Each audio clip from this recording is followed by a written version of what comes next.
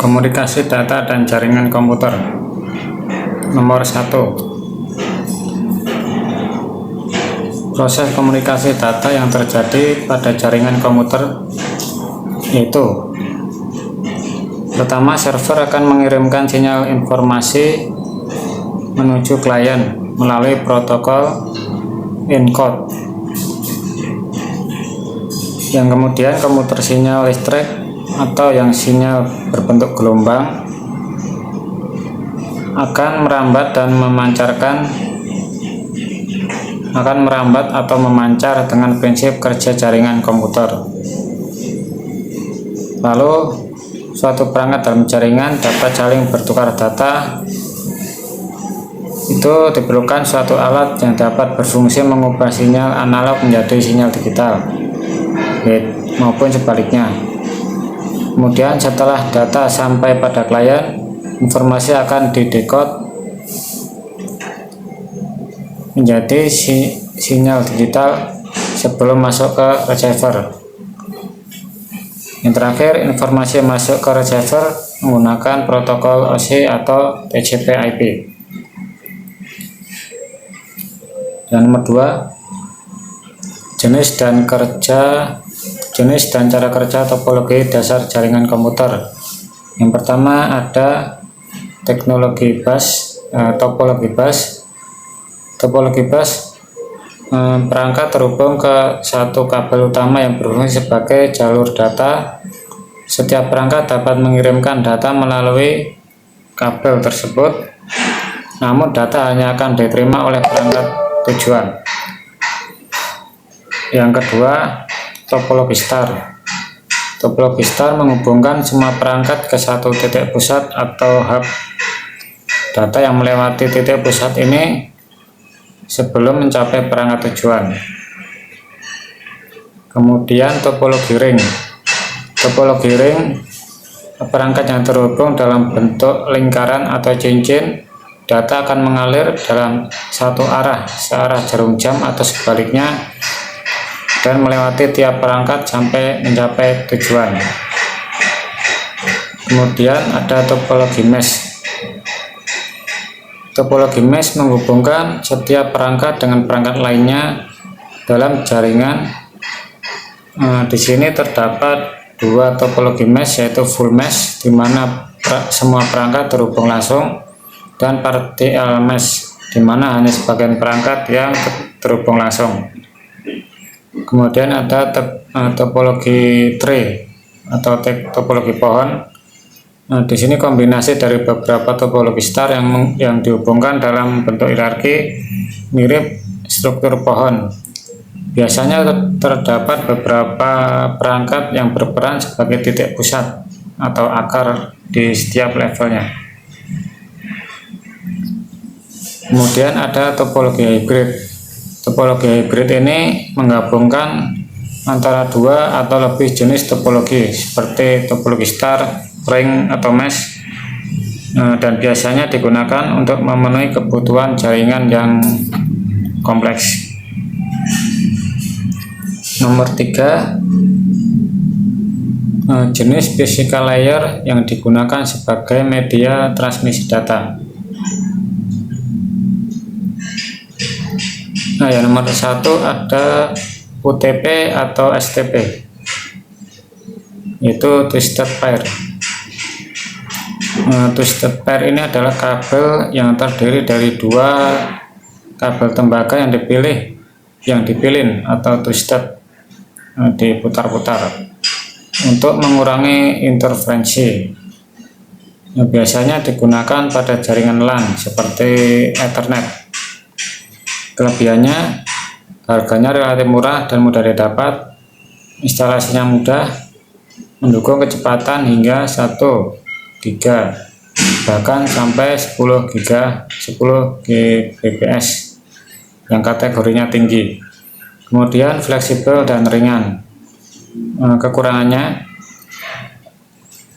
jarak jangkauan terbatas, umumnya maksimal 100 meter. Rentan terhadap interferensi elektromagnetik, khususnya yang UTP. Kemudian keamanan keamanan fisik yang rendah, mudah disadap jika tidak dilindungi.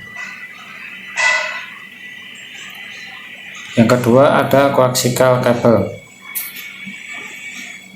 Coaxial ini merupakan kabel dengan satu unit tembaga pusat yang dikelilingi isolator dan pelindung metal. Banyak dipakai pada TV, kabel, dan beberapa jaringan lama.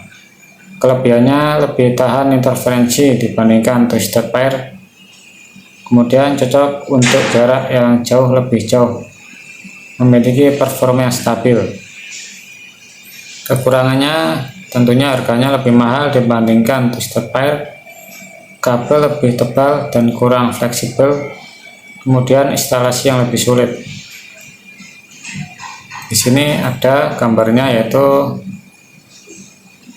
ada layar yang hitam, kemudian dibungkus braided metal konduktor, kemudian ada isolator dan ada tembaga. Kemudian yang selanjutnya ada fiber optik. Fiber optik ini adalah media transmisi yang menggunakan serat kaca atau plastik untuk mengirimkan data menggunakan cahaya, bukan listrik. Kelebihannya kecepatannya yang sangat tinggi, hingga ratusan gigabyte. Jangkauan yang sangat jauh, puluhan sampai ratusan kilometer. Tidak terpengaruh interferensi elektromagnetik, keamanan yang tinggi, sulit disadap.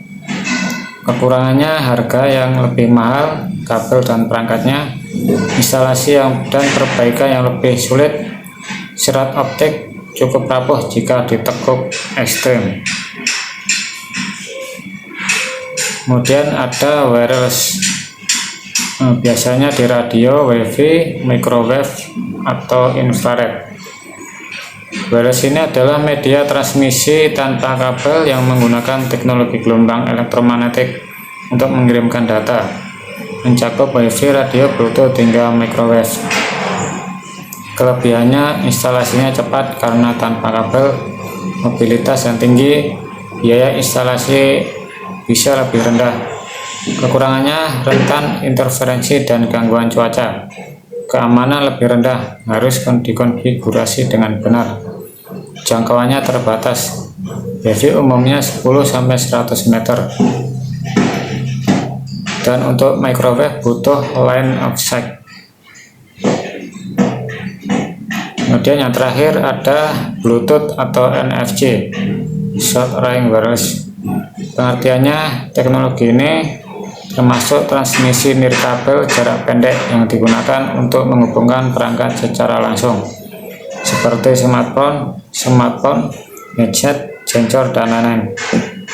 Kelebihannya konsumsi daya rendah, mudah digunakan, dan harganya murah, cocok untuk jarak yang dekat. Kekurangannya jangkauan sangat pendek, kecepatan transfer rendah, dan mudah terganggu oleh perangkat lain. Yang nomor 4, pengertian OSI model. Di sini terdapat beberapa layar OSI model, yaitu layar pertama ada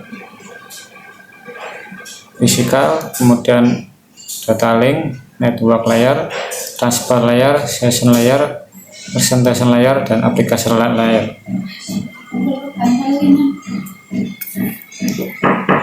Kemudian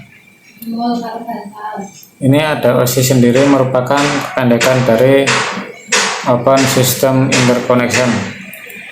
Setiap lapisan dalam model OSI memiliki fungsi yang berbeda-beda namun saling terkait untuk menyediakan kerangka kerja yang terstruktur bagi komunikasi data dalam jaringan. Layar dan fungsinya.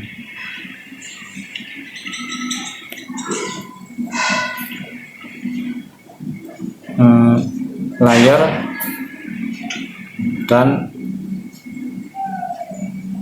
cara kerja layar.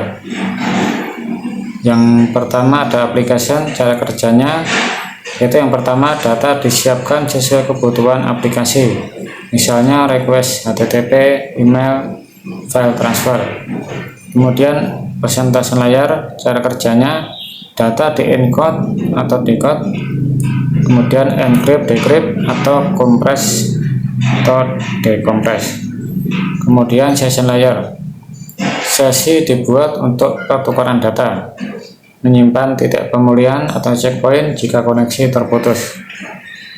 Kemudian transport data di segmen atau TCP atau menjadi datagram atau UDP, menambahkan port number pengirim dan penerima.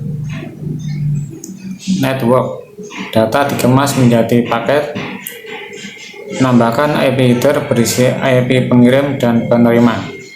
Data link, data dijadikan frame, kemudian menambahkan header atau MAC address pengirim dan penerima, dan trailer atau FCS untuk pengecekan error. Fisikal, data dikonversi menjadi bit dan dikirim sebagai sinyal listrik, cahaya atau radio. Yang terakhir, layer dan fungsinya. Yang pertama, application. Fungsinya menyediakan service pada berbagai aplikasi network. Kemudian layer presentation mengatur konversi data format seperti kompresi data dan enkripsi data. Session mengatur sesi yang meliputi establishing atau memulai sesi, maintaining, dan terminating atau mengakhiri sesi antar entitas yang dimiliki oleh presentation layer. Kemudian layer transport menyediakan end-to-end communication protocol, yaitu bertanggung jawab pada keberhasilan pengiriman data seperti mengatur flow control, error detection, correction, data sequencing, dan size of packet atau ukuran data. Kemudian network menentukan jalur atau rute yang akan dilalui oleh data. Layer ini menyediakan logical addressing dan path determination atau penentuan rute tujuan. Kemudian layer data link. Layer ini menentukan pengalaman fisik atau hardware address, error notifikasi, frame flow control, dan topologi aliran network. Ada dua sublayer data link ini, yaitu logical link control atau LLC dan media access control atau MAC. LLC mengatur komunikasi seperti error notification dan flow control, sedangkan yang MAC mengatur pengalaman fisik yang digunakan dalam proses komunikasi antar adapter. Kemudian yang terakhir, layer fisikal ini menentukan masalah kelistrikan, gelombang, medan, dan berbagai prosedur atau fungsi yang berkaitan dengan link fisik.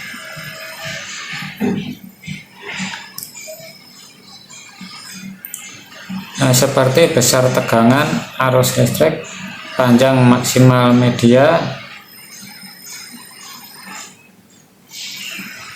panjang maksimal media transmisi, pergantian fasa, jenis kabel, dan konektor. Sekian.